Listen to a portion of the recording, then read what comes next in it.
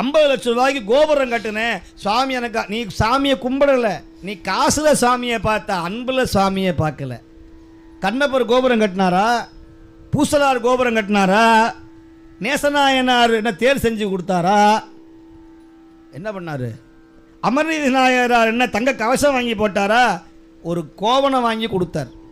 நீலகண்டத்து குயவனார் என்ன சாமிக்கு 10 கோடி ரூபா கொட்டி கோயில் கட்டினாரா? மண்ணு பானை திருவோட்டை எடுத்து கொடுத்தார். அது மண்ணில் பண்ண திருவோட்டை இலவசமாக கொடுத்தார். யோசிச்சு பாருங்க அன்பர்களே, நீங்கள் சுவாமியை விலை பேச முடியாது. தொண்டுக்கும் சுவாமிக்கும் பணத்துக்கும் சம்பந்தமே கிடையாது. நிறைய பேர் நான் கோயிலை கட்டுறேன், தேர் இழுக்கிறேன், அது செய்கிறேன், இதை செய்கிறேன். அப்பா நீ முதல்ல சுவாமியை வணங்குனியா? நீ முதல்ல அடியாருக்கு ஒரு வேளை சோறு போட்டியா? அதை செய்யப்பா முதல்ல. நாயன்மாவுடைய புகழை சொன்னியா? யாருக்குமே சுரக்காத திருமுலைப்பால் ஞானசம்பந்தருக்காக சுரந்தது. அந்த குழந்தை பக்கத்தில் வந்து அம்மா உட்காந்து மடியில் உட்காத்தி அப்படி தங்க கிண்ணத்தில் அம்பாள் ஊற்றாளாம் அன்னை சிவகாமி. உன்னடிசில் ஊட்டு குழந்தை சாப்பிடு, உன்னடிசில் என ஊட்ட அம்பாளை பார்க்குறார் யார்? ஞானசம்பந்தர் 3 வயசில்.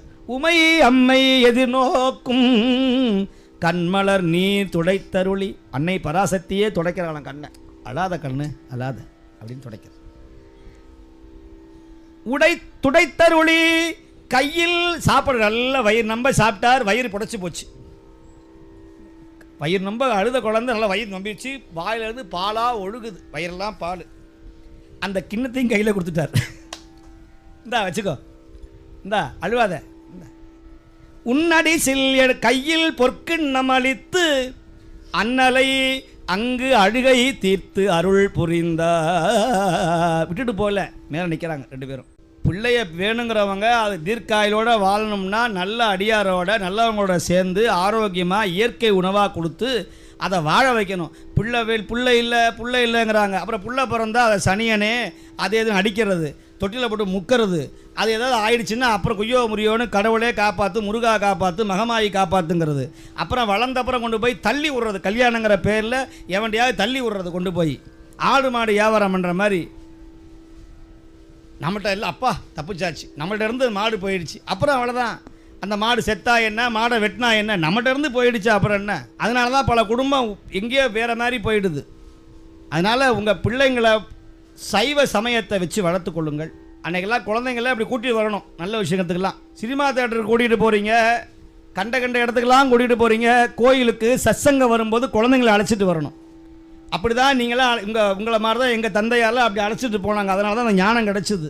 யாவர்க்கும் தந்தை தாய். நமக்கெல்லாம் இந்த பிறவியில் இவன் அம்மா இவன் அப்பா தங்க அத்தைன்னு ஆனால் கிடையாது. அதெல்லாம் டுபாக்கூர், அதெல்லாம் போலி, டூப்ளிகேட். ஒரிஜினல் உள்ளே உட்காந்துருக்கு. ஒரிஜினல் யார்? உள்ளே ஆடிக்கொண்டிருக்கிறானே அம்பலவாணன், உயிருக்கு உறுதுணையாக இருக்கிற அப்பன். என் அப்பன் என் தாய், அதைத்தானே சொன்னார். என் அப்பன் அல்லவா என் தாயும் அல்லவா, பொன்னப்பன் அல்லவா பொன்னம்பலத்தவா.